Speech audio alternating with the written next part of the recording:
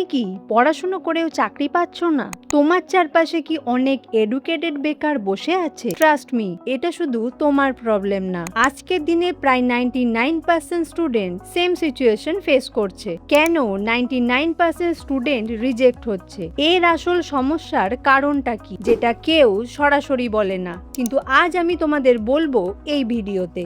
ইন্ডিয়াতে প্রতি বছর 1,50,00,000 স্টুডেন্ট চাকরির মার্কেটে আসে, আর চাকরি থাকে মাত্র কয়েক লাখ। অ্যাসপায়ারিং মাইন্ডসের রিপোর্ট বলছে ভারতের 65% ইঞ্জিনিয়ারিং গ্র্যাজুয়েট চাকরির জন্য যোগ্য না। ডিগ্রি আছে কিন্তু কাজ নেই। বাট কোয়েশ্চেন হলো, প্রবলেমটা কোথায়, স্টুডেন্টে না সিস্টেমে? এই ভিডিওটা স্কিপ করলে তুমি বিগেস্ট একটা মিস্টেক করবে, কারণ আজ আমি বলবো real truth plus practical problem, যা তোমার লাইফ চেঞ্জও করতে পারে। প্রথমেই আসা যাক সমস্যাগুলোতে।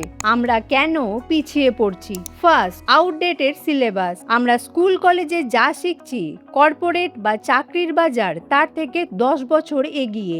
বইয়ের মুখস্থ বিদ্যা দিয়ে আজকের এআই আর প্রযুক্তির যুগে টিকে থাকা অসম্ভব। ইন্ডিয়ার বেশিরভাগ কলেজ এখনো 20 বছর আগের সিলেবাস পড়াচ্ছে, কিন্তু টিসিএস, ইনফোসিস, উইপ্রো বা কোনো স্টার্টআপ কেউ পুরনো থিওরি চায় না। ওরা চায় তুমি কি বানাতে পারো। সেকেন্ড, দক্ষতার অভাব। অধিকাংশ ছাত্রের কাছে সার্টিফিকেট আছে কিন্তু স্কিল নেই। তুমি সিভিতে লিখেছো তুমি দক্ষ, কিন্তু প্র্যাকটিক্যাল কাজ দিলে তোমরা ঘাবড়ে যাও। মনে রাখবে, কোম্পানি তোমার ডিগ্রি দেখে নয়, তোমার ভ্যালু দেখে টাকা দেয়। তোমার কি মনে হয় ডিগ্রি ছাড়া চাকরি পাওয়া সম্ভব? থার্ড, শুধুমাত্র সরকারি চাকরির পিছনে ছোটা আর জব খোঁজার পদ্ধতি পুরোপুরি ভুল। যোগ্যতা থাকা সত্ত্বেও আমরা বছরের পর বছর এসএসসি বা সরকারি চাকরির পিছনে সময় নষ্ট করছি, অথচ পাশের দরজা দিয়ে প্রাইভেট সেক্টরে প্রচুর সুযোগ চলে যাচ্ছে। Naukri.com বা লিঙ্কডইনে অ্যাপ্লাই করতেই থাকছো, কিন্তু জানো কি ইন্ডিয়াতে 80%-এরও বেশি চাকরি কোনো পাবলিক পোস্টিং ছাড়াই ভরাট হয়, শুধু নেটওয়ার্ক আর রেফারেল দিয়ে।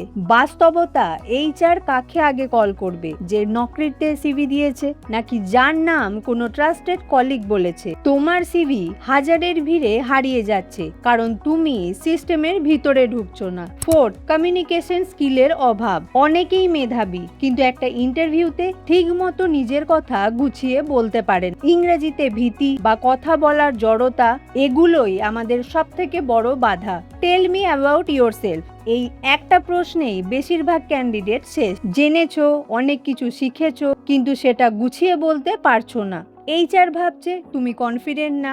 ইন্ডিয়ার একটা বড় রিক্রুটমেন্ট সার্ভে বলছে 60% ক্যান্ডিডেট রিজেক্ট হয় কমিউনিকেশন আর কনফিডেন্সের অভাবে। কোয়ালিফিকেশনের কারণে নয়, তোমার স্কিল আছে কিন্তু সেটা সেল করতে পারছো না।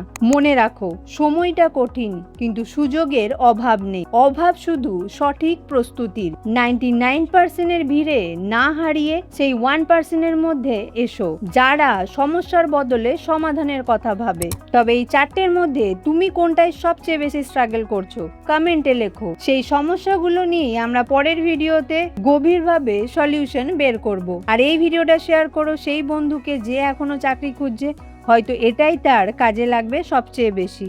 আর এমনই ভিডিও দেখতে চাইলে চ্যানেলটিকে অবশ্যই সাবস্ক্রাইব করো।